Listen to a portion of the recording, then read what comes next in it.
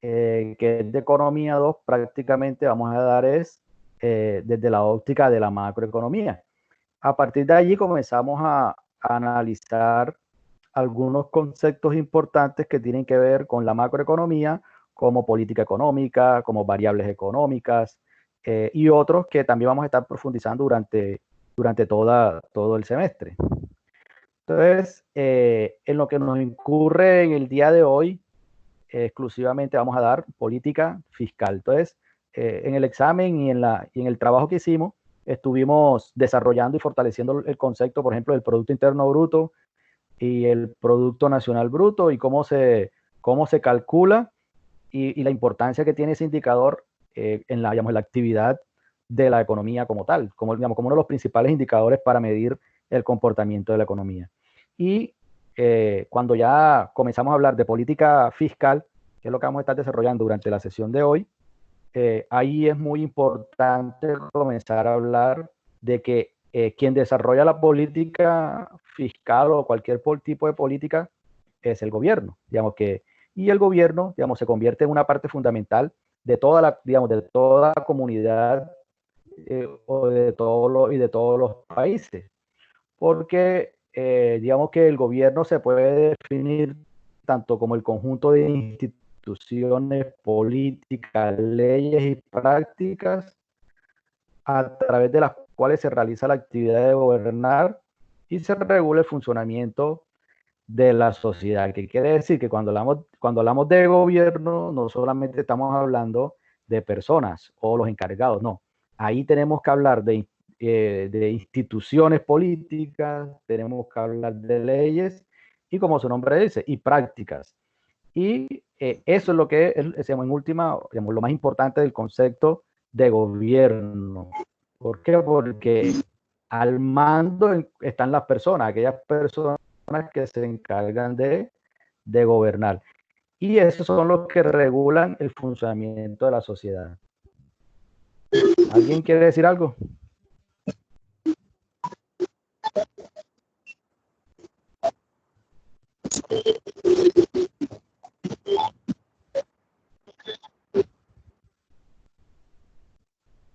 Entonces,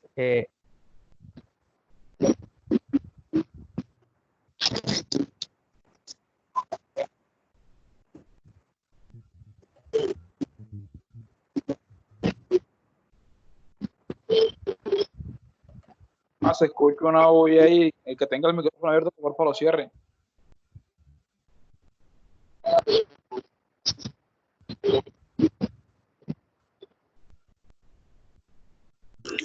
Profe, ahora sí se escucha como entrecortado. sí, los voy a silenciar a todos.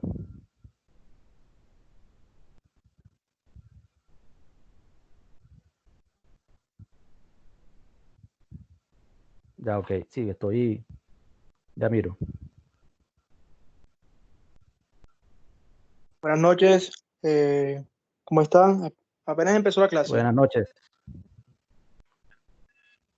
Sí, apenas estamos comenzando, ¿viste? Llegas a punto. Listo, perfecto.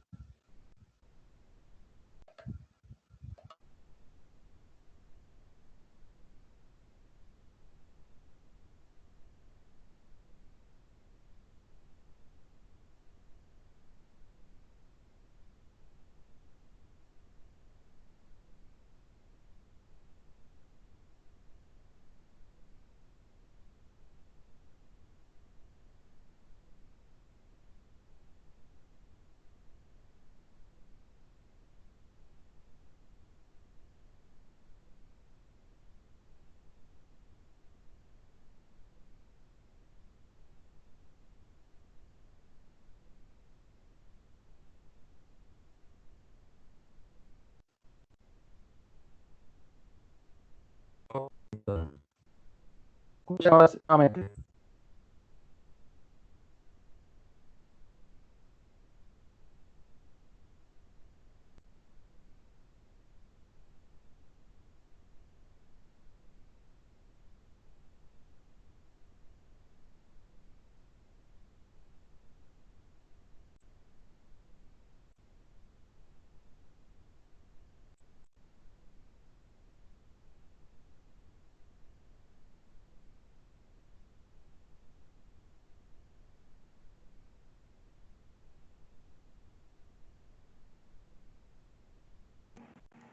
Profe, ¿usted está callado o se me cayó el internet?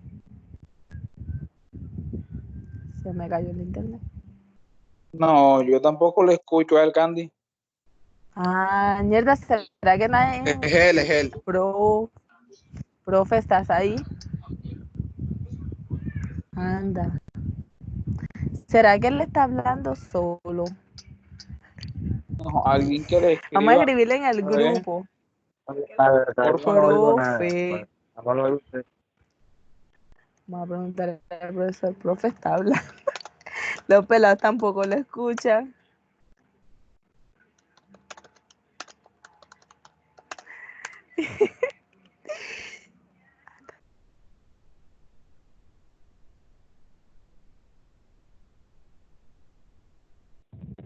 Él dijo que iba a silenciar. ¿Será que silenció él también?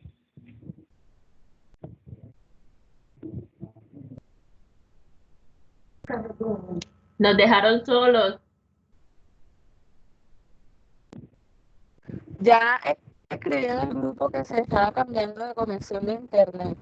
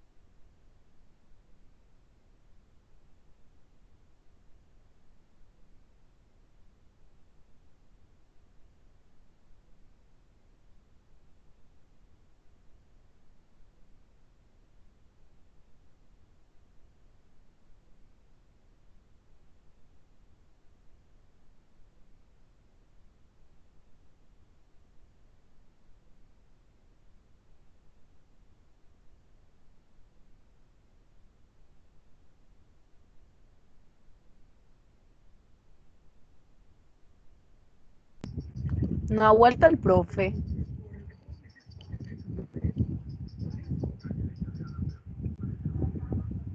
Hola.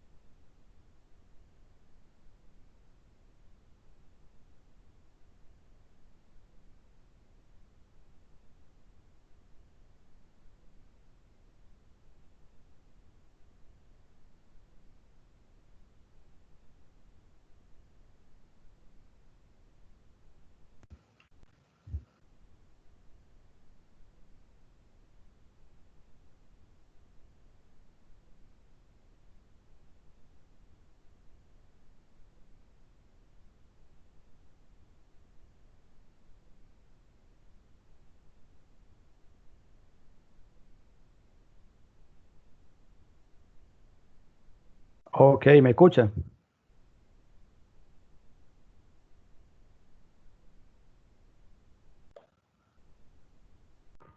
Sí, profe, sí lo ¿Me escucho. escuchan ahora? Yo Sí, sí. señor, lo escuchamos. Sí, señor. Sí, profe, ya lo escucho. Ok, listo. Ok, Profe, listo. Ok, listo. Entonces, bueno, entonces continuando. Ok, listo. Entonces, continuando, pues veníamos diciendo que cuando hablamos del gobierno, el gobierno no son solamente las personas que están a cargo de él, sino que incluye todas las leyes, eh, prácticas y políticas, instituciones políticas que están alrededor, pero que a través de unas personas es que se comienza la actividad de gobernar, pero también el gobierno es el que está encargado del funcionamiento de la sociedad. Entonces, el gobierno es el ejecutor de la política económica. Entonces, ya nosotros habíamos hablado anteriormente que la política económica no es más que todos esos instrumentos con que cuenta el gobierno para actuar en la economía y buscar el mejoramiento de la calidad de vida de las personas. Entonces, uno de los objetivos principales del gobierno, digamos, de todos los gobiernos en las sociedades, primero que todo es proteger las libertades individuales, velar por el cumplimiento de las normas y promover el bienestar de la sociedad como un todo. Entonces, mire que a partir de aquí, o sea, a partir de la tarea que tiene el gobierno, es fundamental que el papel que juega, digamos, el papel que juega el gobierno, principalmente ligado a qué? A promover el bienestar de la sociedad como un todo. Entonces, a partir de allí, el gobierno trata de influir en la economía, en el desempeño de la economía, a través de esas políticas económicas. ¿Y por qué, digamos, y por qué es importante que el Estado pueda actuar en la economía? Aunque, digamos, aunque los diferentes pensamientos económicos, digamos, en sus percepciones han cambiado lo que debe hacer el Estado, en últimas, todas coinciden en que cuando el Estado participa, el gobierno participa en la economía, es en búsqueda del bienestar de la sociedad como un todo. Entonces, toda esa labor de participar y buscar el mejoramiento digamos, de la sociedad como un todo, lo hace a través de la política económica, como le había dicho anteriormente. No es más que el conjunto de medidas con las cuales el gobierno busca tener impacto sobre tres aspectos fundamentales. ¿Qué quiere decir? Que cuando el gobierno activa políticas económicas, principalmente está ligado a qué? Primero, a la asignación de los recursos. O sea, que los recursos que el Estado recauda o que el gobierno recauda debe ser asignado de una manera eficiente. Entonces, el segundo objetivo es la estabilización de la economía. ¿Y cómo sabes si se estabiliza la economía? Cumpliendo con los objetivos que ya nosotros anteriormente hemos hablado. ¿Alguien va a decir algo? Sí, profe, es que no lo quería Bueno, interrumpir. Profe, ¿usted está mostrando alguna pantalla? sí, Usted está ya se la... compartiendo pantalla. Ah, porque yo no la estoy viendo, es que no estoy viendo nada.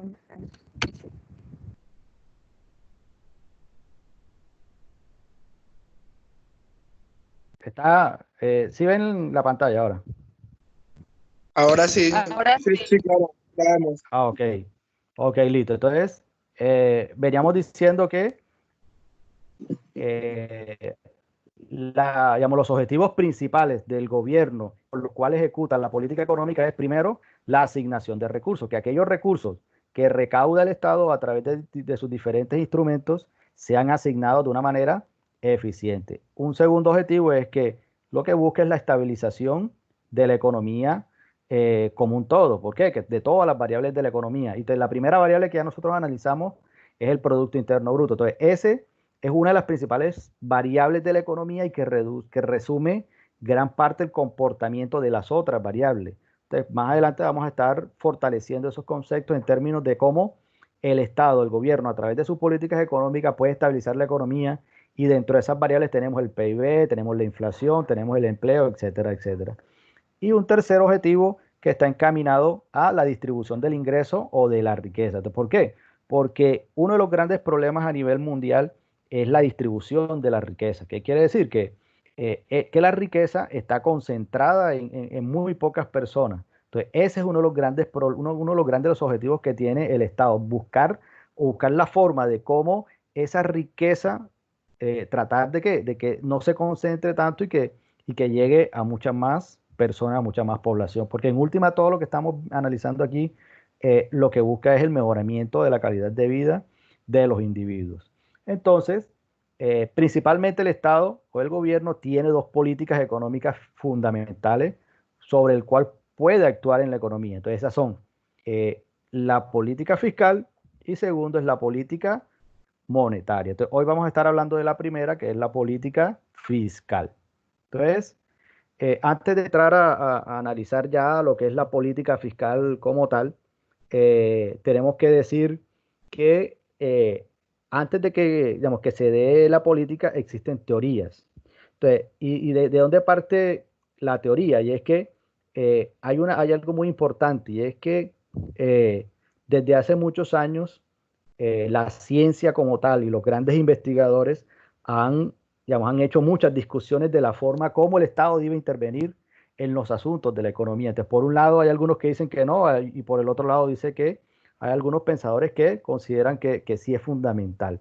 Entonces, aquí, cuando hablamos de teoría fiscal, el análisis o todo el debate se centra en la forma cómo el Estado puede asumir o cómo puede brindar los servicios públicos, o sea, cómo puede proveer los servicios públicos a todos los sectores y de qué forma se van a proveer. Entonces, hacia allá es que los lineamientos de la teoría fiscal siempre van a ir encaminados. Entonces, a partir de allí han existido algunas líneas principales. Entonces, vamos a analizar tres líneas que son las que, digamos, han dominado durante mucho tiempo. Y la primera es una que se llama la teoría fiscal de algunos economistas que se han considerado como clásicos. Y dentro de eso tenemos a alguien que se llamó Adam Smith.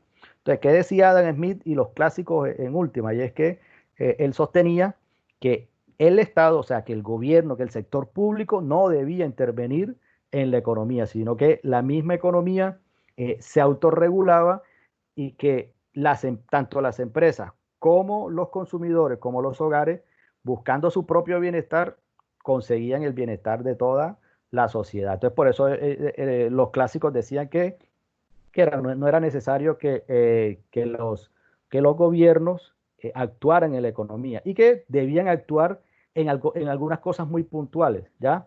Y que ellos exclusivamente se deben preocupar más por la defensa, por la protección de los miembros de la sociedad, por las injusticias que se generan y crear ciertas instituciones que actuaran en un momento determinado cuando existían fallas en el mercado. Pero el papel de pero el gobierno no era un papel principal del lado de la economía, sino más bien desde otra óptica. Entonces, después que pasan un poco esas teorías, llegó alguien que se llamó John Maynard Keynes. ¿Qué sostenía él? Él decía todo lo contrario. Él decía que el sector público jugaba un papel muy importante en la economía y que debía intervenir en la misma. Entonces, y que sus planteamientos afirmaban que en una situación de depresión económica, el gobierno era el que jugaba un papel muy importante y debía intervenir. Entonces, como la inversión privada en momentos de depresión no iba a tener tanta fuerza, o sea, no iba a tener tanto poder, el Estado debía sustituir la inversión, sustituir el gasto. ¿Qué quiere decir eso? Que el Estado debía gastar más y debía intervenir más en la economía para comenzar a reactivar los diferentes sectores a través de diferentes estímulos y principalmente ligados ¿a qué? Al crédito. Y entonces él que decía, bueno, el Estado debe proveer a la economía para que pueda hacer crédito y a partir de ahí genere inversión y nuevamente el sector privado pueda comenzar a generar. Entonces, en estos días la discusión ha estado centrada en que verdaderamente vamos a llegar nuevamente a rescatar esas teorías que nos dio o que estableció Keynes, porque esas teorías fueron dadas y fueron aplicadas después de la Segunda Guerra Mundial, cuando muchas economías, por ejemplo, en Europa fueron devastadas, cayeron a la nada y aparecieron esas teorías donde decía que el Estado debía jugar un papel importante para la reactivación económica. Entonces, ese fue, digamos, uno de los segundos líneas económicas más importantes. Y una tercera, tenemos que llamar también, bueno, tenemos que mencionar también a algunos pensadores que se denominaron monetaristas. Y dentro de esos, liderada por un pensador que se llamó Milton Friedman. Entonces, ¿qué decía él? Él decía, no, él no, o ellos más bien condenaban la intervención coyuntural de los gobiernos en la economía. ¿Qué quiere decir? Que el gobierno, a pesar de que debía intervenir, no debía intervenir digamos, en exceso, porque eso digamos, le da un efecto negativo digamos, en los resultados finales. ¿Qué quiere decir? Que ellos decían, bueno, muchas veces cuando el Estado interviene mucho, cuando el Estado gasta mucho, va a ser peor el remedio que la enfermedad.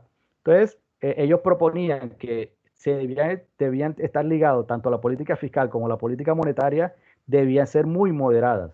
Y que todo lo que buscara era que la inflación no se viera tan afectada. O sea, que claro, todas esas políticas económicas en última, los resultados no fuesen que la inflación terminara aumentándose. ¿Por qué? Porque, por ejemplo, como ya hemos hablado, después de la Segunda Guerra Mundial, las economías estaban devastadas y muchos países comenzaron a financiar la guerra imprimiendo más dinero.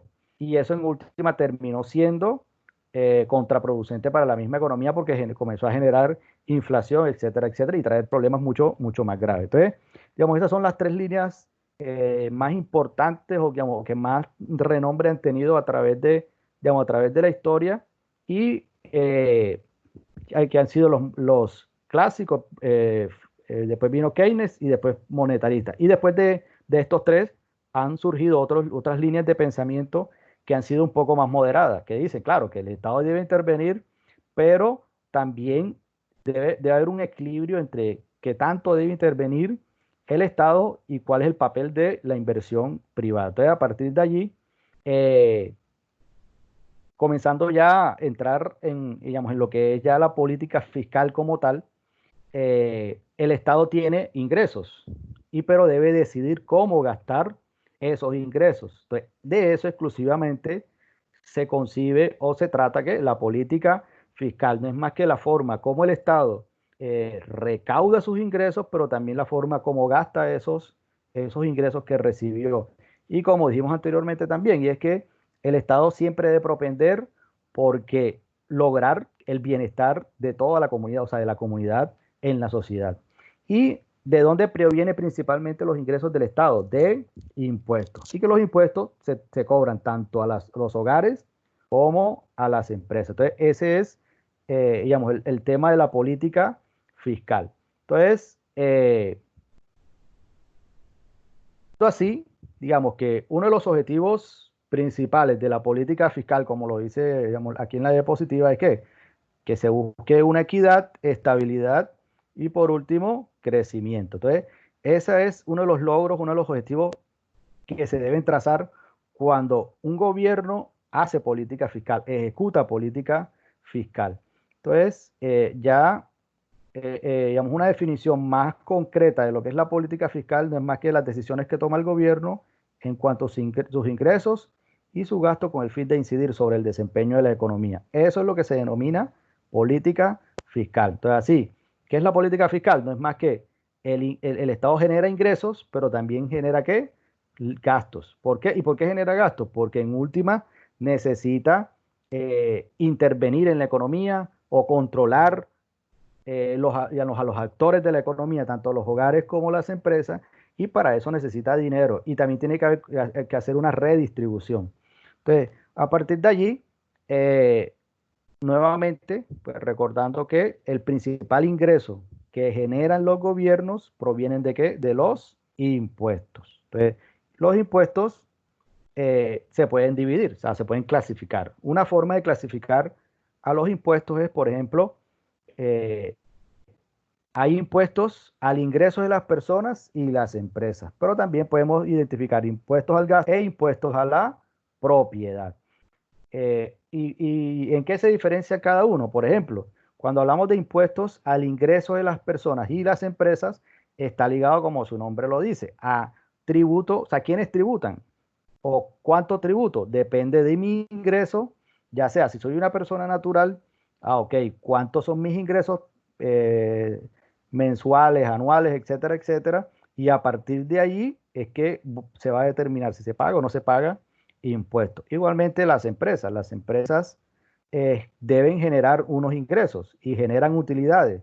Dependiendo de las utilidades, así deben pagar impuestos. Entonces, estos impuestos están ligados ¿a qué? A esta clasificación. ¿De qué otra forma pueden estar identificados los impuestos de acuerdo a esta clasificación? Impuestos al gasto. ¿Cuáles son aquellos impuestos al gasto? Estos son impuestos que se le cobran ¿en qué? Al consumo. Entonces, cuando tú compras un bien o un servicio y tiene un impuesto, ese es un impuesto que está ligado exclusivamente ¿qué?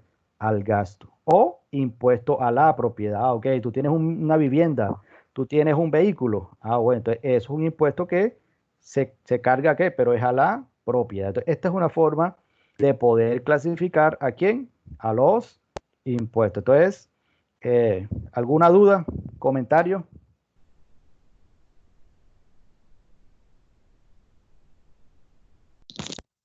O sea, profe, cuando está habla de la política fiscal y si nos vamos a la economía colombiana, por eso es que el presidente quiere ya mandar quitar la cuarentena y mandar a que salga a producir, que es básicamente lo que se busca.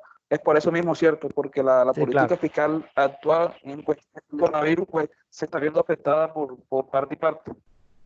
Claro, por ejemplo, en estos momentos el Estado le ha tocado bastante duro, porque todas las políticas que ha implementado están ligadas a la política fiscal. Entonces, y todas esas propuestas y ejecuciones que, digamos, y esos programas que ha ejecutado en estos días son exclusivamente ¿qué? Política fiscal.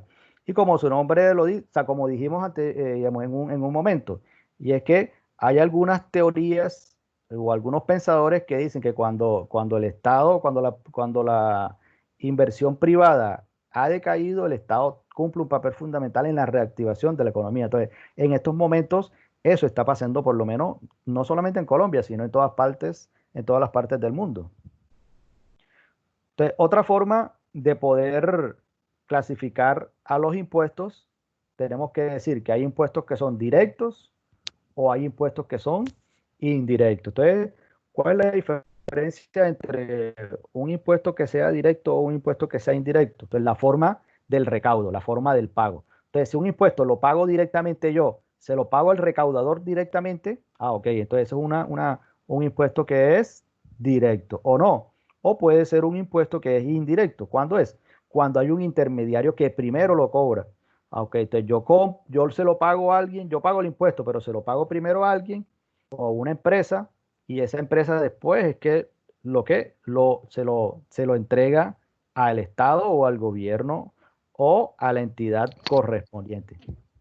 Profe, por ejemplo, para entenderlo, entonces cuando es directo es, por ejemplo, lo que usted estaba hablando, yo hago mi declaración de renta y me toca pagarle un impuesto, entonces le pago a la DIAN, ahí estoy haciendo una contribución directa.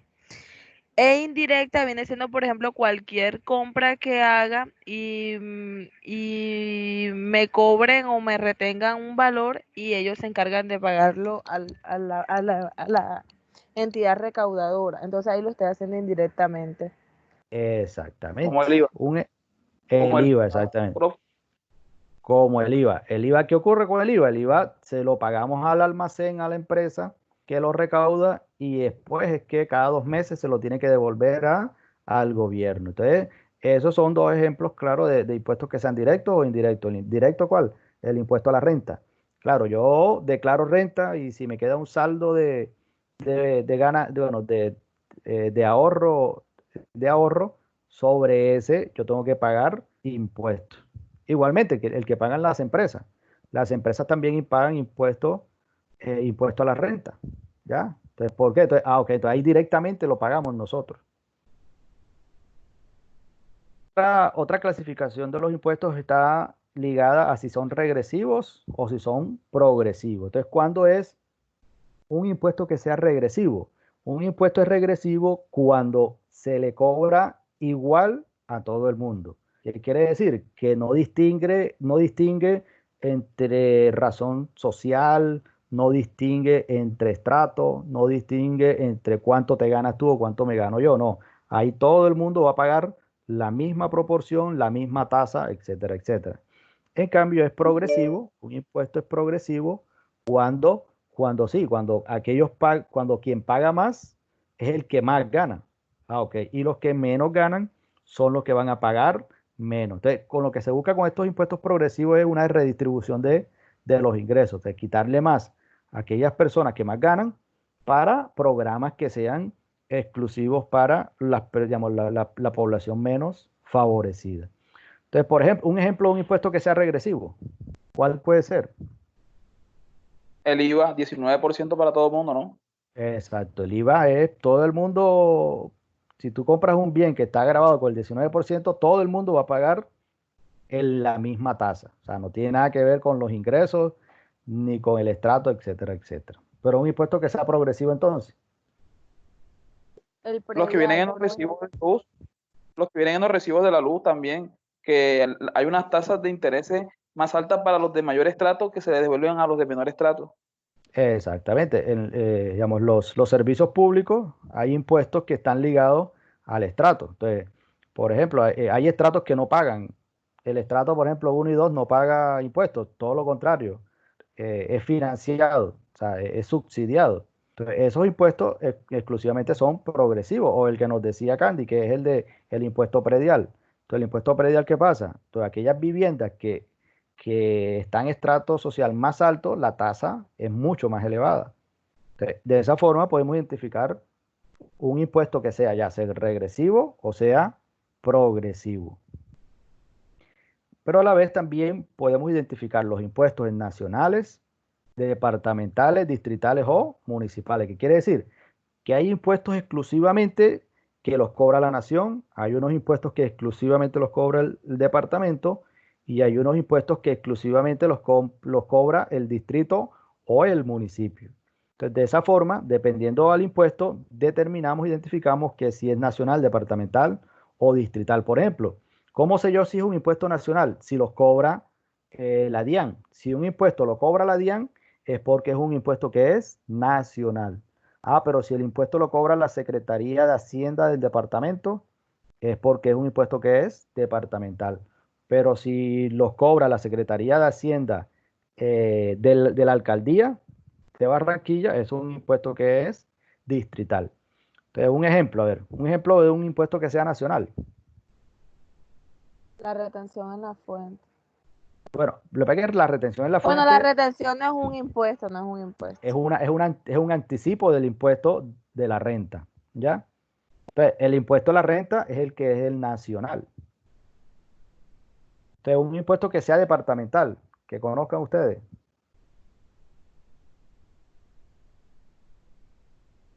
Que sea exclusivamente El impuesto, departamental. el impuesto ¿Cómo? vehicular departamental, Ah, impuesto vehicular departamental del Atlántico. Hay departamentos que no pagan esos impuestos como Bolívar y lo que es Córdoba no lo pagan. exactamente. Exactamente. Hay un impuesto de vehículos que exclusivamente lo pagan al departamento. Y un impuesto que sea Pero distrital. Ajá. no entraría en este El caso de como industria y Predial. el comercio. pago de El impuestos de en los- industria y comercio. como departamental. ¿Cómo? El pago de impuestos en los peajes no entraría como impuesto departamental. Ah, ok. Lo que pasa es que el impuesto, digamos, los peajes no son un impuesto, ¿ya? Los peajes son contribuciones. Son unos ingresos que Ah, son no tributarios. ¿Por ok. qué? Porque el peaje no lo cobra, digamos, el peaje no lo cobra el Estado, lo cobra es una concesión. Entonces el Estado dice, bueno, yo te doy esta carretera, tú la mantienes y por eso vas a cobrar un peaje, un cobro, ¿ya? Entonces, el peaje no se considera como un impuesto. Profe, el ICA es Ajá. municipal. El impuesto de industria y comercio es municipal o distrital, claro, porque se lo cobra es la alcaldía. Va directamente ¿a qué? A la alcaldía. Entonces, de esa forma nosotros identificamos qué tipo de impuesto es, ya nacional, departamental o distrital. De esa forma. Entonces, por ejemplo, vamos a hablar de algunos impuestos que se cobran en Colombia. El impuesto de renta. Entonces, el impuesto de renta ya dijimos que grava ¿qué? Grava al ingreso, al gasto o al... o vamos atrás nuevamente. Por ejemplo, el impuesto de renta. El impuesto de renta grava al ingreso, al gasto o a la propiedad. Ya habíamos dicho.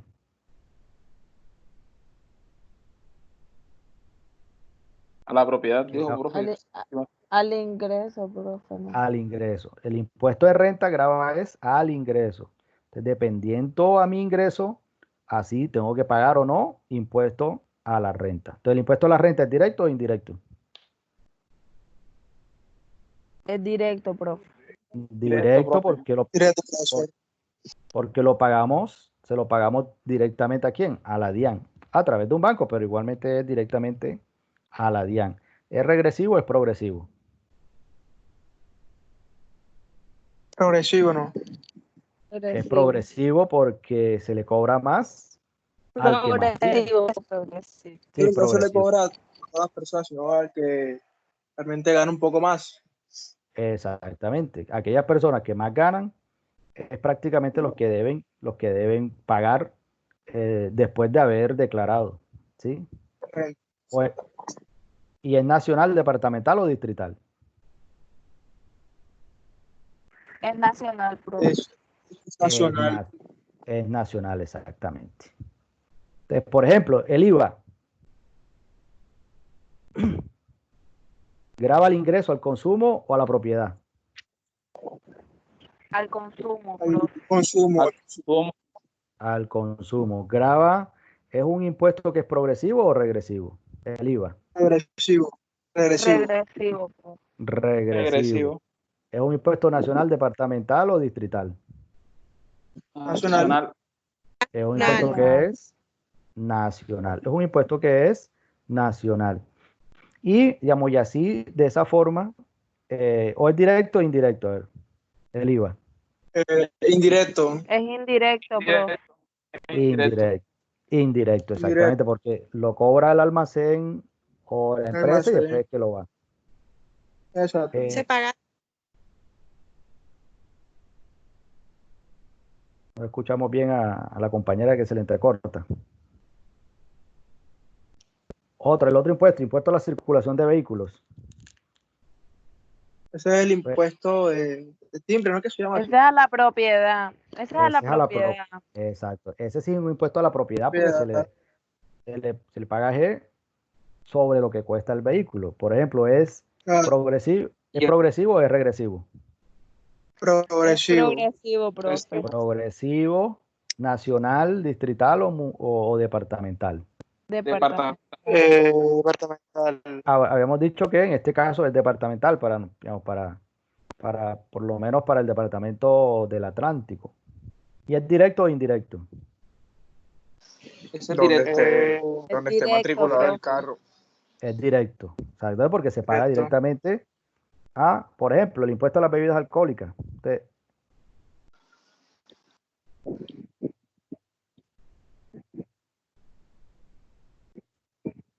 ¿Al ingreso, al consumo o a la propiedad? Al consumo. Al consumo. ¿Es progresivo o es regresivo? Ay, profe, no escuché qué preguntó. Regresivo. Que si era progresivo o regresivo. Regresivo. Es regresivo. No, mentira. Regresivo. Es regresivo. Sí, porque pasó a la salud. Profe, yo no escuché de cuál es el último ejemplo que dio. Impuesto a las bebidas alcohólicas. Ok. El impuesto a las bebidas alcohólicas. Entonces ya habíamos dicho que es al consumo, es regresivo, grava, es directo o indirecto. ¿Cuál será? ¿Directo o indirecto? Indirecto. Indirecto, profe. Indirecto. ¿Y es nacional, departamental o municipal? Nacional. Nacional. ¿Es nacional, departamental o municipal? Nacional. Nacional. El impuesto a las bebidas alcohólicas es departamental, ¿oyeron? Anda. Ese lo recauda es el departamento. Va para el departamento. Ok. El impuesto a las transacciones financieras. ¿El qué, profesor? Impuesto a las transacciones financieras. O sea, el 4 por 1000. Ese es regresivo. Sí, regresivo. Sí, es regresivo. Regresivo, sí. Ajá. Profe, Graba el podemos explicarlo ingreso de al- regresivo y Es progresivo. al... ¿Cómo? Nuevamente, vamos desde el inicio. Graba el ingreso al consumo o a la propiedad. ¿Cuál de las tres? Al ingreso, profe. Ingreso, al ingreso, al ingreso. Ah, pero eso lo cobran por tu ingreso, seguro. No, Por Ya, el... Porque es Consumo. por el consumo del sector financiero. O sea, Sí, consumo. si tú estás consumiendo un ok. producto financiero, es que te van a cobrar, no por tu ingreso, ¿ya? Ah, ok, sí, profe, claro. Entonces, ¿directo o indirecto? Directo. Es directo, profe. Directo, ¿por qué directo? No, es indirecto, profe. Directo Se porque le primero paga, lo recauda a los se- bancos. Claro, la ajá, entidad. las entidades financieras son las que lo recaudan. Exacto. Y después se va hacia el Estado, porque es un impuesto que es nacional, departamental o distrital. Sí, nacional. Ese sí es nacional. El impuesto a las transacciones financieras sí es nacional, pero hay algo que será progresivo o regresivo. Creo que tiene de las dos, ¿no? Profe.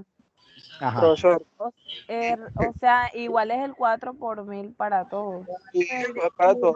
Es Sería regresivo. regresivo. Pero digamos que en cierta parte tiene también un componente que es progresivo. ¿Por qué? Eso es de las dos partes. Claro, es regresivo porque igual no distingue si tienes más o menos en la cuenta, sino te van a cobrar el 4 por 1000. Pero digamos que tiene un componente progresivo porque no todas las cuentas, a todas las cuentas se les cobra, sino, por ejemplo, tú puedes tener una cuenta que está exenta de 4 por 1000. Entonces, digamos, ahí le da un componente ahí de progresividad. También puede ser a las personas que tienen tantas cantidades de tarjetas, puede ser. Exacto, si tú tienes 3, 4 cuentas, 5 cuentas, solamente hay una exenta y las demás sí tienen que pagar. Sí, pagar eso. Y así, por ejemplo, hay otro, por ejemplo, el impuesto de azar y espectáculo es que nacional, departamental o municipal. Ajá. Eso es municipal. Yo creo que ese es municipal. Ese es municipal, se lo cobra el municipio por los espectáculos que se den en la ciudad. Por ejemplo, el impuesto predial unificado, que es uno de los impuestos más importantes que tiene, que habíamos dicho, el distrito. Entonces, el impuesto predial unificado Ese es distrital municipal, ¿cierto, profe? es distrital o municipal, claro. ¿Por qué? Porque ese lo cobran son las alcaldías. Exacto. Y ese es directo. Es directo, es progresivo. Habíamos dicho ya que es distrital. ¿Y a qué grava? A la propiedad. Y él grava a la propiedad. Y por Profe, ejemplo, ajá. Eso que cobran a veces a uno y que los fondos de solidaridad, ¿eso es un impuesto que se le está cobrando a uno o eso es algo que a la empresa le descuenta de algo? No, eso... eso no es obligatorio. ¿Ah? A mí me lo descuentan por derecho, por eso te pregunto. No, el pago no es obligatorio. Sí, eso depende mucho de la empresa y de qué quiera la empresa con ese recaudo. ¿Ya? Sí, porque yo creo que el Fondo de Solidaridad, creo que, no sé si estoy equivocada, que las empresas se lo descuentan, pero a quienes deben que más de 10 salarios mínimos, yo creo. Sí, No estoy segura. Sí, hay que ver la naturaleza de lo que le están cobrando, o sea, de lo que le están descontando. Porque, por ejemplo, si es para un fondo de empleados, eso no tiene nada que ver con impuestos, ¿ya? Y normalmente... es un ahorro. Ok, entonces ese no es un impuesto, sino son programas que tienen... son eso es como un fondo, de empleado que tienen ellos. Exacto, eso es como técnicamente no es un impuesto. Exacto, técnicamente no es un impuesto, sino que es una política de la empresa donde te descuentan el dinero, pero después te lo devuelven, ¿ya? Pero digamos que no es un impuesto. Por ejemplo, el impuesto al consumo, ¿quién paga el impuesto al consumo? ¿Dónde lo pagamos? Al restaurante o al establecimiento de comercio de O al- Y se Es parece, indirecto. y se parece al IVA. O sea, Se parece al IVA, profe. exacto, actúa de la misma forma que actúa el IVA, el impuesto. el consumo que dice. Exactamente. El impuesto de industria y comercio, tenemos, por ejemplo, la sobretasa a la gasolina, hay un impuesto de cigarrillo y tabaco, está, por ejemplo, el impuesto de alineación urbana. Está, digamos, esos son algunos impuestos que se cobran en Colombia y así existen otros más. Entonces,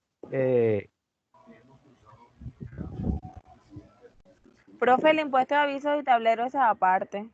ese también aparte, ese también es distrital. Ese es municipal, distrital municipal, ¿cierto? Sí, ese es distrital o municipal, Y solamente es lo paga. directo. Y ¿Cuál es es ese directo también. Profe, y ese tiene una sola, o sea, un solo porcentaje, o sea que eso es regresivo.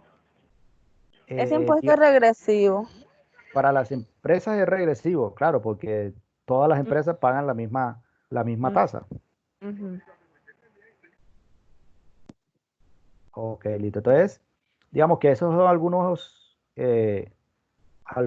impuestos y que ahí pueden existir muchos más. Entonces, ¿de qué depende? Depende mucho de la situación del momento. Entonces, por ejemplo, en estos días escuchamos al presidente que en estos momentos un cambio en los impuestos va a ser complicado. O sea, que en estos momentos no se le puede cobrar más impuestos ni a las empresas ni a los hogares. Entonces, que va a pasar algún tiempo para que pueda haber una reforma tributaria, porque en estos momentos no es conveniente. Entonces, Claro. además de que existen impuestos, hay unos ingresos que son no tributarios. Entonces ya dejamos a un lado los ingresos del gobierno del lado de los tributos, desde el lado de los impuestos, pero el Estado también recibe, el gobierno también recibe otro tipo de ingresos, como cuáles, como tasas, contribuciones, transferencias, multas y sanciones. Entonces, ¿cuál es la diferencia entre estos cuatro? Y es que, por ejemplo, cuando hablamos de tasas, estamos hablando de que los hogares o las empresas consumen servicios públicos o consumen algunos bienes que son perecederos o algunos, digamos, algunos bienes que son perecederos de la naturaleza, como por ejemplo el agua, el servicio de energía, etcétera, etcétera. O sea, por el uso de ese tipo de bienes o de ese tipo de servicios, el Estado te va a cobrar algunas tasas. Entonces, digamos, en el recibo de servicio público del agua viene una tasa que viene la tasa del uso del agua. ¿Por qué? Porque como el Estado es el dueño digamos, de ese bien, el Estado te lo provee, pero eso sí, debes retribuirle algo a cambio por el uso de ese bien y en proyectos que vayan en pro de que ese bien o servicio, digamos, siga brindándose. Entonces, esto está ligado más a ese tipo de ingresos que recibe el Estado cuando cobra ya sea por concepto digamos, de los servicios públicos, ya sea el agua, gas, telefonía, etcétera, etcétera. Entonces, por ejemplo, el impuesto, el Estado te puede cobrar una tasa de telefonía. Ok, entonces ya eso no es un impuesto, sino que lo consideran como una tasa. Las contribuciones son digamos, contraprestaciones que el Estado le cobra a las personas. Cuéntame. Profe, voy a hacer un paréntesis ahí antes de que pase a las contribuciones, porque, según la explicación que usted me está dando, me dice que lleva todo lo de los recursos naturales, ya, donde provee el agua, la luz y esas cosas. Pero existen unas tasas, no sé si me estoy adelantando, por ejemplo, las tasas bomberiles que pagan las empresas. O sea, está dentro de ese concepto de tasas. ¿O Sí, es un claro. concepto aparte? No, es un concepto de, digamos, de tasas, ¿ya? Eso sí está incluido en el concepto de lo que son tasas, ¿ya? No tanto, no tanto, digamos, no tanto es un impuesto, pero ahí principalmente está ligado a que, a que se pueda mantener el servicio, porque igualmente ellos están consumiendo agua, ¿ya? Entonces, como ellos están consumiendo, necesitan agua, están consumiendo agua, la naturaleza es que sea una tasa, ¿ya? Ok, profe, gracias.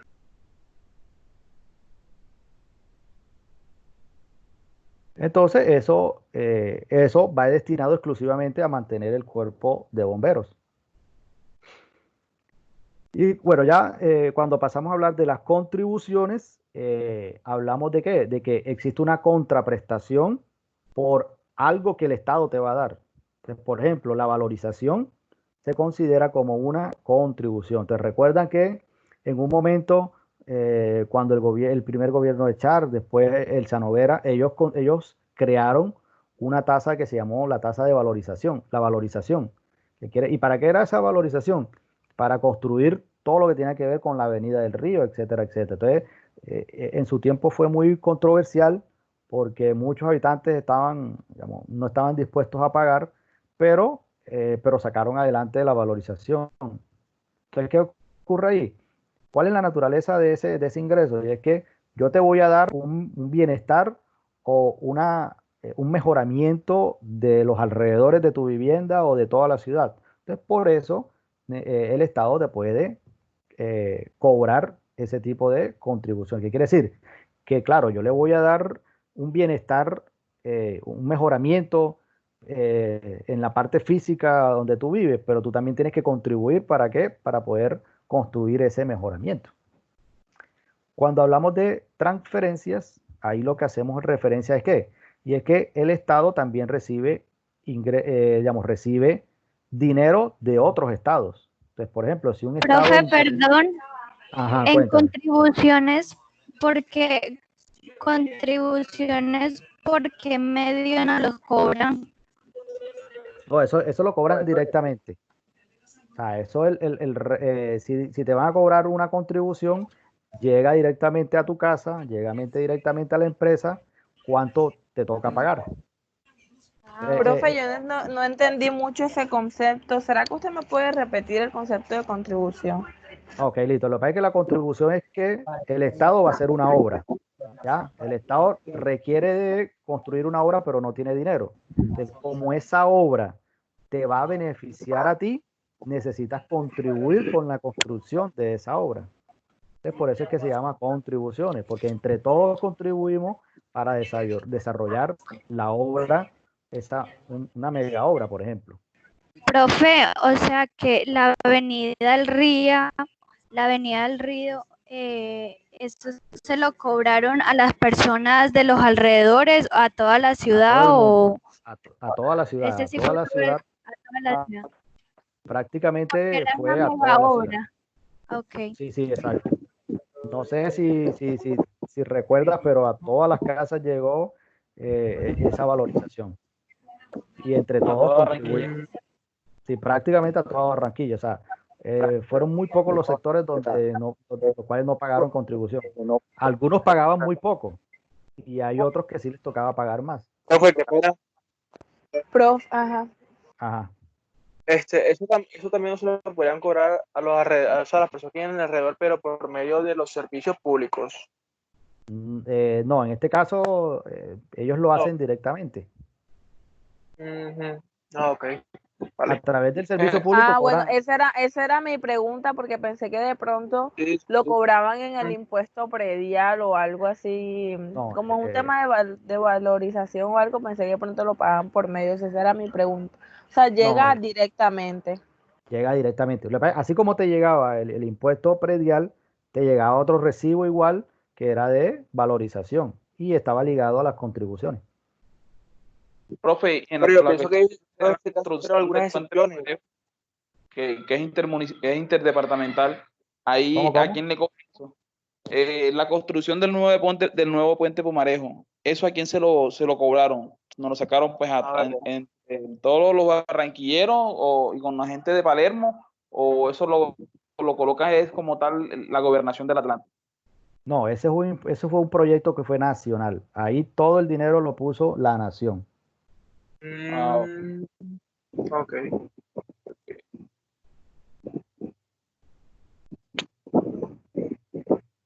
Te estaba viendo aquí, digamos, por ejemplo, alguna noticia.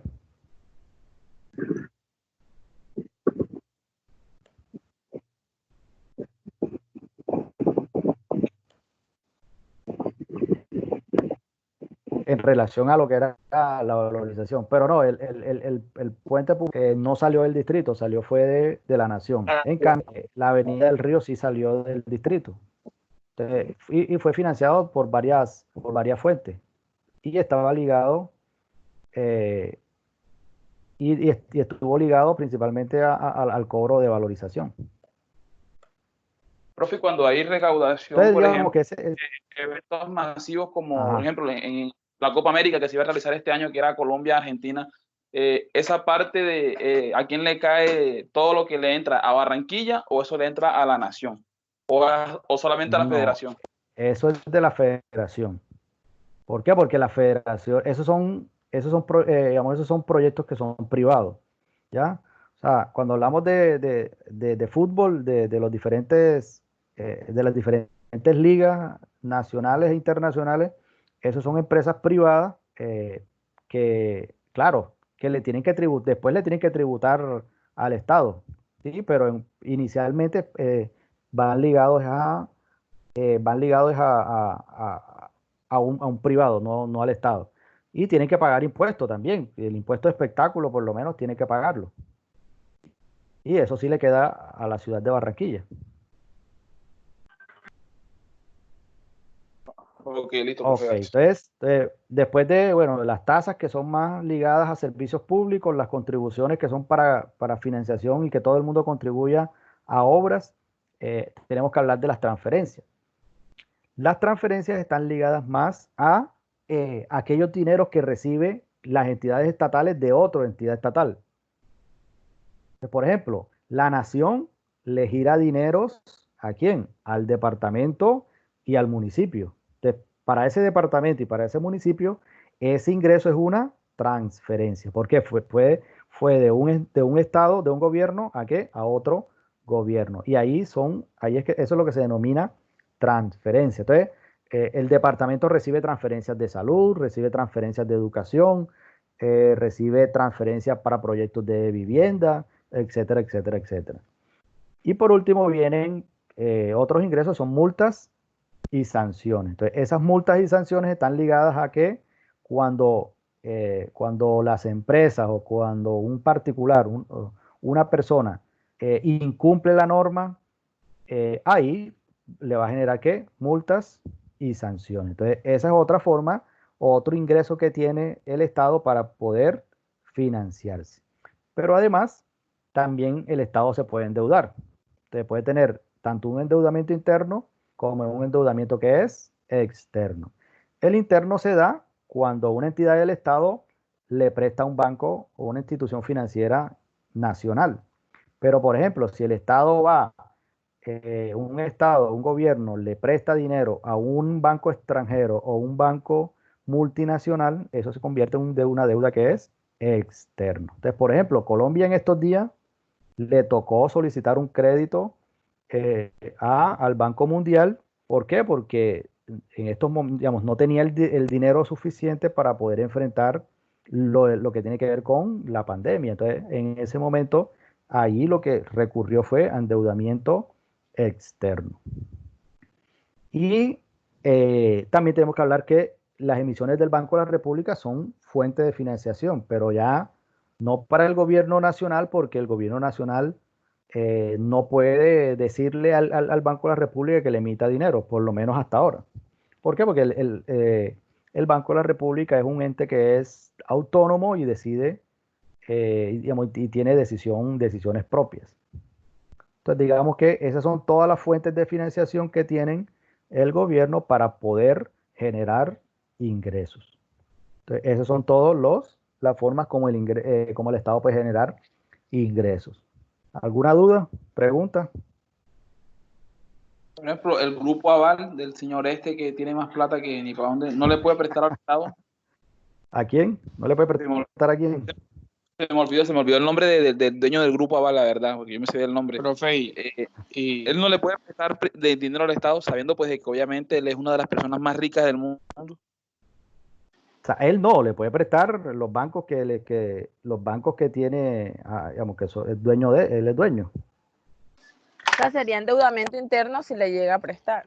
Exactamente, sería endeudamiento. Pero es que actualmente el Estado no busca endeudamiento interno porque los bancos tampoco están en la capacidad de poder absorber toda esa gran cantidad de dinero. Y tampoco van a ponerlo en riesgo en estos momentos. ¿Ya? O sea, ¿por qué? Porque que un banco interno, o sea, que una institución financiera preste esas grandes cantidades de dinero pone en riesgo su capital, aunque tenga mucho dinero. Entonces, eso es mucho dinero que es en riesgo, porque actualmente estamos en una incertidumbre de cuánto tiempo vamos a poder solventar y de salir de esta situación. Pero, profe, ¿por qué el Estado entonces sí provee de recursos a los bancos, como lo que hizo hace poco con lo que le dio una millonada a los bancos para sostenibilidad, sabiendo de que los bancos aún están en la capacidad de sostenerse, porque los bancos siguen recaudando? Sí, sí, lo que ocurre es que posiblemente tuvo digamos que, o sea, fue muy sonado porque fue un dinero que le giró el gobierno nacional a las diferentes instituciones financieras, pero digamos que ahí hay algo más de fondo y es que, bueno, y ese dinero para qué se va a usar, ese dinero en últimas va a terminar, debería terminar tanto en las empresas como en los hogares a través del crédito, ¿ya? Ese es el deber ser.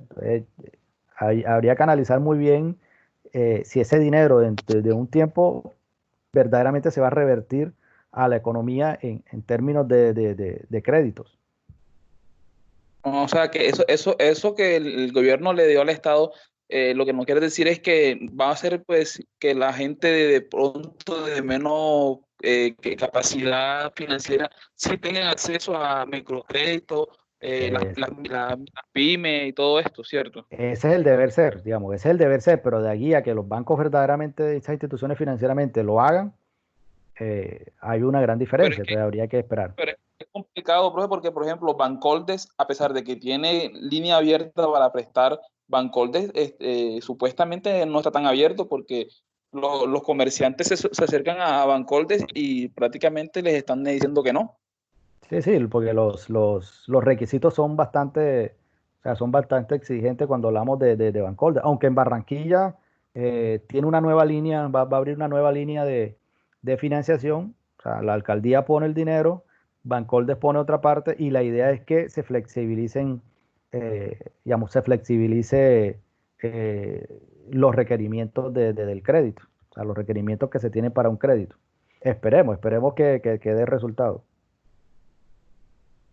profe, yo tengo una pregunta. Cuéntame. ¿Qué pasa si en vez de Colombia endeudarse externamente, da una aprobación al Banco de la República de que impriman el dinero que se va a utilizar? Lo que pasa es que ese es una controversia que va mucho más allá. Porque primero el Banco de la República, o sea, el gobierno no le puede exigir nada al Banco de la República. Aunque sea un ente del gobierno, ellos son autónomos. O sea, la Constitución así lo establece. O sea, habría que cambiar la Constitución para que pueda suceder eso. O sea, que tendría que haber una reforma para que pudiera suceder que el Estado le pueda exigir que le imprima dinero. Pero más allá, eso puede traer otras repercusiones. Entonces, habría que analizarlas muy bien, porque por ejemplo, hay otros países que han hecho lo mismo y la cura ha sido peor que la misma enfermedad. Entonces, son decisiones que requieren de mucho análisis y de las consecuencias que eso podría traer. O O sea, los sea, beneficios, enriquecerse autónomamente. sí, exacto. ¿Por qué? Porque no se sabría a ciencia cierta cuáles serían los efectos de esa decisión. Ok. Y Colombia de pronto está en capacidad de obtener una moneda extranjera como lo hizo Ecuador, lo hizo El Salvador, que se cambiaron sus monedas nacionales y se convirtieron a dólar. ¿Eso es posible para mejorar la economía o eso terminaría siendo contraproducente? Digamos que, ¿por qué? Porque ya ese no es tanto política fiscal, ya ese es otro tipo de política, es la política monetaria. Entonces, eso trae también otras repercusiones que por lo menos ya el Banco Central perdería digamos, el poder sobre la cantidad de dinero. ¿Por qué? Porque ya no dependemos de nuestro Banco Central, sino del Banco Central de los Estados Unidos, ¿ya? Entonces ya nos tocaría comprar mucho más dinero, digamos, en términos de dólares. Entonces, esas decisiones, nuestra economía, aunque actualmente no sea, digamos, no sea, digamos, esté en términos de recesión, no esté tan bien, en términos de crecimiento no esté tan bien, tampoco estamos tan mal como para poder pensar en una dolarización. O sea, eso se deja para economía donde existe grandes deficiencias, donde la inflación es alta. Entonces, si tú quieres parar la inflación de un país, entonces automáticamente tú puedes dolarizar, ¿ya? Porque en ese momento ya no depende de ti, ya depende digamos, de Estados Unidos, de las políticas y de la economía de Estados Unidos. Pero eso más adelante vamos a profundizarlo y de las repercusiones o de los beneficios que tendría o de cuándo es necesario hacer una dolarización. Ok, no, como a Ecuador le funcionó, pensé que de pronto a Colombia también, tal vez. Ok, entonces listo. Entonces continuando, bueno, así como el Estado tiene ingresos, el Estado también tiene gastos, ¿ya? Y que los gastos es un proceso. O sea, bueno, los ingresos también, pero cuando hablamos de gastos, los gastos se hace a través de todo un proceso para poder aprobar el gasto, ya sea de la nación, del departamento o del municipio. Entonces, ¿dónde comienza, digamos, el proceso del gasto, por lo menos en Colombia? Entonces, inicia en un proceso de evaluación. Entonces, ¿qué se hace aquí en este proceso de evaluación? Aquí en la etapa de evaluación lo que se hace es analizar los presupuestos anteriores. Bueno, cuánto se gastó anteriormente por cada uno de los rubros. Y eso lo hace, por lo menos a nivel nacional, el Ministerio de Hacienda. Entonces, el Ministerio de Hacienda se pone de acuerdo con las demás instituciones que hacen parte del Estado y comienzan a hacer una evaluación de los gastos anteriores. Ya después de que se hace eso, se comienza a decir, bueno, ok, entonces listo. Si nos gastamos esto el año pasado, hace esta cantidad, hace estos años, a partir de ahí comenzamos a formular lo que vamos a gastarnos o lo que se va a gastar para el próximo periodo. Entonces ahí se dice que existen programas, que existen presupuestos y todas las entidades del gobierno entran a ser parte de esta formulación. Ya cuando está la formulación, por lo menos lo que es, cuando hablamos de la nación, se hace un proyecto de ley. Entonces ese proyecto de ley se lleva al Congreso y se hace la discusión. Entonces en este momento en el Congreso lo que se hace es discutir, modificar y aprobar ese proyecto de ley para que se pueda ejecutar. Entonces, ¿qué pasa entonces si el Congreso le dice este proyecto de ley y lo echa para atrás? Entonces dice, no, este proyecto de ley no va. Ok, entonces, ¿qué ocurre? Entonces, si ellos no deciden aprobar ese presupuesto, ok, entonces, ¿qué vamos a ejecutar? Pues lo que se tiene que ejecutar es el último que se haya aprobado. Entonces, de esa forma es cómo actúa, cómo se aprueba, cómo se hace la ejecución de un gasto en términos de ¿qué? En términos de la nación. Y todo eso queda consignado en el presupuesto nacional. Entonces, y los gastos o el gobierno o las entidades del gobierno, ¿en qué se gastan el dinero? Entonces, se lo gastan, por ejemplo, hay gastos corrientes, hay gastos de inversión, hay transferencias y hay pago de servicio de la deuda. Entonces, ¿cuál es la diferencia entre cada uno de estos que están aquí estipulados? Entonces, cuando hablamos de gastos corrientes, es para el funcionamiento de la misma entidad. Ok, entonces aquí se pagan servicios públicos, se pagan nóminas, se paga arriendo, se paga papelería. ¿Por qué? Porque en última este primer gasto está encaminado al funcionamiento del mismo gobierno. O sea, para que pueda funcionar, ok, tenemos que pagar algunos gastos. Entonces, eso hace parte de los gastos que son corrientes o de consumo. Los gastos de inversión están ligados ¿a qué? A todas aquellas proyectos que tienen que ver con salud, educación, vivienda, alcantarillado, pero que requieren de construcción de infraestructura. Ok, entonces se construye un colegio, ok, eso es un gasto de inversión. Se construye una carretera, eso es un gasto de inversión. Se construye un hospital, todo eso tiene que ver con ¿qué? Con gastos de inversión. Y las transferencias, como habíamos dicho, las transferencias para uno son ingresos, pero para otro son gastos. Entonces, si el Estado Nacional le manda transferencias al departamento, para el Estado Nacional es un gasto.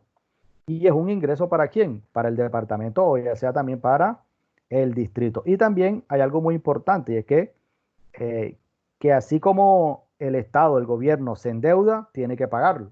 Entonces tiene que pagar tanto la misma deuda como los intereses que se generan por esa deuda. Entonces ya sea deuda interna o deuda que es externa. Entonces esos son los cuatro rubros, los cuatro grandes rubros que tienen que ver con los gastos del gobierno, ¿vieron? Ya sean corrientes de inversión, transferencias o pago de servicio de la deuda. Y también tenemos entonces, cuando ya hablamos de ingresos y gastos, tenemos que hablar de algo que se llama el balance fiscal. Entonces, el gobierno debe llevar control, o sea, llevar un control tanto de sus ingresos como de sus gastos. Entonces, la diferencia entre uno y otro puede ser o balance, o déficit, o superávit. Entonces, cuando existe déficit fiscal, en este momento hay déficit, digamos, en un momento determinado existe déficit fiscal cuando los gastos son menores, o todo lo contrario, cuando los gastos son mayores a los ingresos. Entonces, si el Estado gasta más de lo que recibe, ok, entonces ahí tiene un problema de déficit fiscal. O todo lo contrario, si el Estado recibe más de lo que gasta, en este momento se genera ¿qué? Un superávit fiscal. Entonces, ¿qué pasa cuando hay un déficit fiscal? ¿Cómo se solucionan los déficits fiscales? ¿Qué creen ustedes? Temas de impuestos, profe. Puede ser, claro. Se puede ser de dos formas. Entonces, el déficit O fiscal una Valorización. el déficit fiscal se puede solucionar, bueno, varias formas. Una de ellas es que impuestos. ¿Qué pasa? Entonces, ¿se aumentan o se disminuyen? Aumentan, profe. Claro. Entonces, Sacan más ¿cuánto? impuestos o aumentan los impuestos. Exacto. Entonces, aumentamos los impuestos que tenemos. Como el IVA ya no se puede aumentar más del 19, entonces hay productos que están exentos. Entonces, vamos a cobrarle IVA a esos productos que están exentos. Los graban. Pueden grabar un producto que todavía esté exento de qué, o tenga una tasa baja del IVA. O puede también qué, o cómo puede ser solventar déficit fiscal, reduciendo gastos. Entonces ya vamos a entregar menos subsidios, vamos a recortar el presupuesto a salud, vamos a recortar el presupuesto a educación, a proyectos sociales, a proyectos de inversión, etcétera, etcétera. O también puede ser el déficit fiscal también. Profe, Dime. no hay un control, o sea, el país tiene el control del tema del aumento de los impuestos. O sea, no hay nada que lo regule. Ellos pueden aumentar los impuestos como ellos consideren. Me imagino que después de reuniones y todo pueden aumentar los impuestos a la tasa que ellos quieran, o hay alguien que les regule eso, o ellos son quienes regulan eso. No, o sea, no hay nada que te impida a ti que tú puedas cobrar más impuestos, no. Esas son decisiones de Estado y de las mismas circunstancias de la economía. Entonces, por ejemplo, cuando pasó, el IVA general era del 12, pasó al 16, después al 19, ¿qué quiere decir? Que hay momentos en que se genera, dependiendo de la situación, si aumenta o disminuye. ¿Qué quiere decir? Que, o sea, no hay nada que impida que el general sea del 25, pero socialmente sí va a tener una gran, digamos, una gran resistencia. Ricardo iba a decir algo. No, profe, no. Ok, listo. Entonces, ¿cómo se solventa entonces el déficit fiscal? Primero con más impuestos o reduciendo los gastos, pero otra forma también puede ser a través de deuda. Cuando tenemos un déficit fiscal el gobierno puede recurrir a más deuda para poder solventar ese déficit fiscal.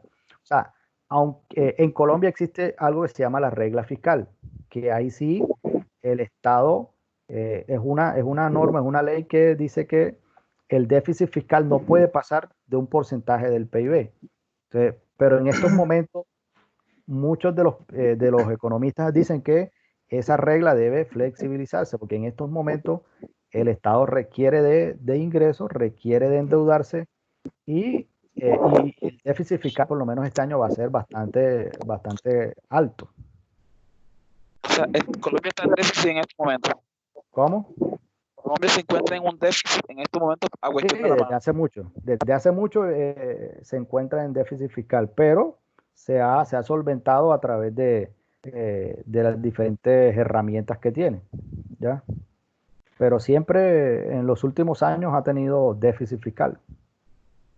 O sea, quiere decir que tampoco es malo, pero en exceso también, en exceso sí sería perjudicial. Entonces, de esta forma, retornando nuevamente a la política fiscal, pues el concepto de política fiscal, ¿qué es? No es más que aquellos instrumentos que tiene el Estado para intervenir en la economía a través de impuestos o de sus ingresos y de sus gastos, ¿no? Entonces, puede ser política fiscal expansiva o puede ser política fiscal que es contractiva. ¿Cuándo es una política fiscal que es expansiva? Cuando lo que hace es incentivar el consumo, cuando el consumo aumenta. Entonces, si él hace o aplica una política fiscal y el consumo aumenta, okay, o los consumidores pueden gastar más, entonces eso se considera que es una política fiscal que es expansiva. O todo lo contrario.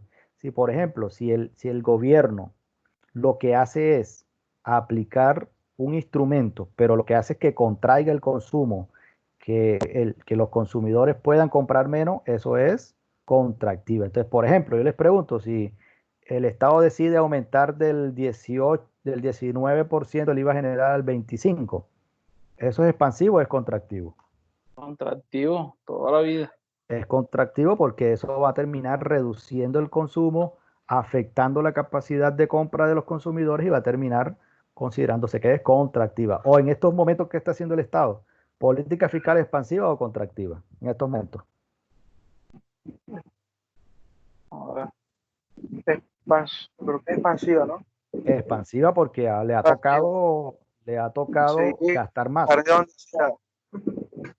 Claro, le ha tocado aumentar subsidios, le ha tocado generar programas específicos para poblaciones, etcétera, etcétera.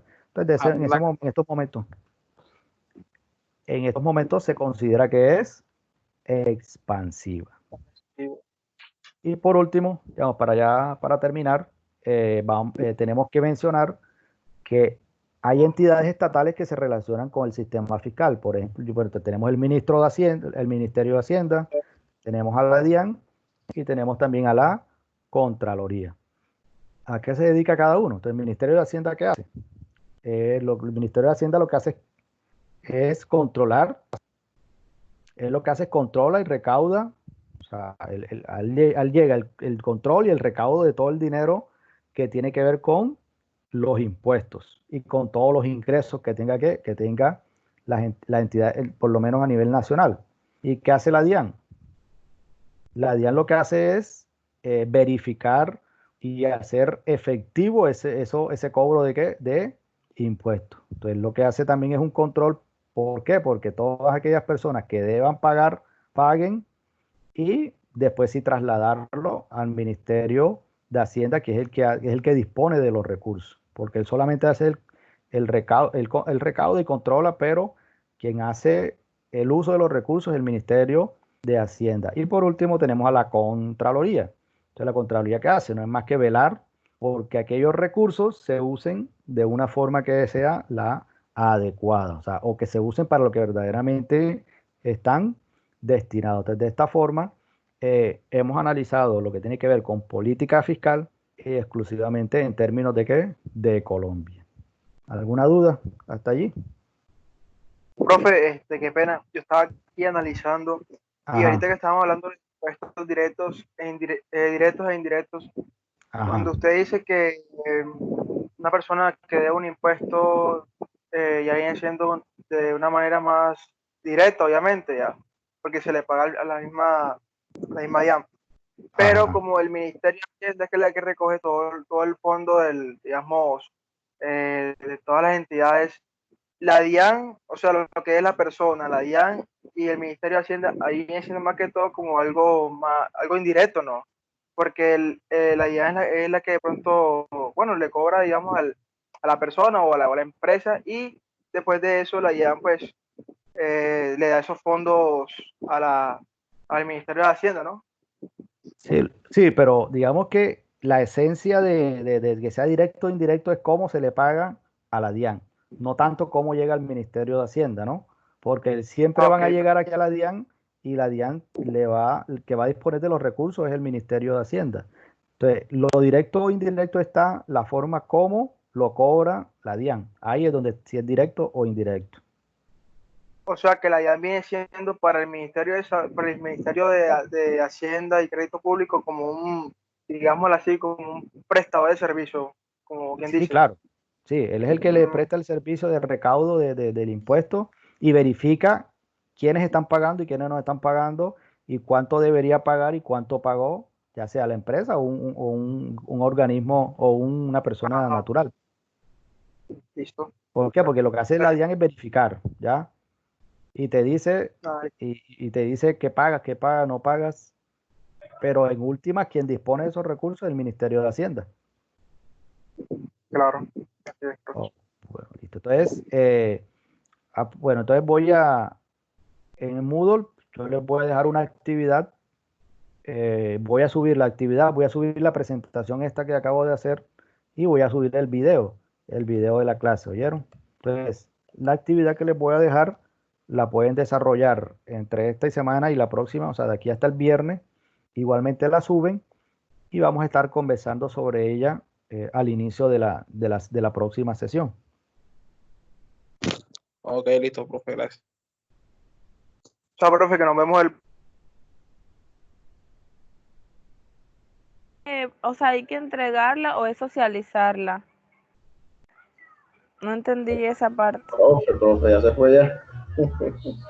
Porque usted dice que al principio de la otra clase. El profe se desconectó, Candy. Ya se desconectó. Sí, solo en la bulla. me estaba No colgando dijo, ya. no dijo ni chao. Como ya quería dormir ya. Bueno, hablamos poco. No, Bueno, aquí hablamos. estoy otra vez. Ay, yo dije, pero no dijo ni chao. Aquí estoy. Ya se va a dormir ya, ¿vale? No, sino que lo que iba a hacer era detener la grabación y lo que hice fue colgar, ¿ya? Ah,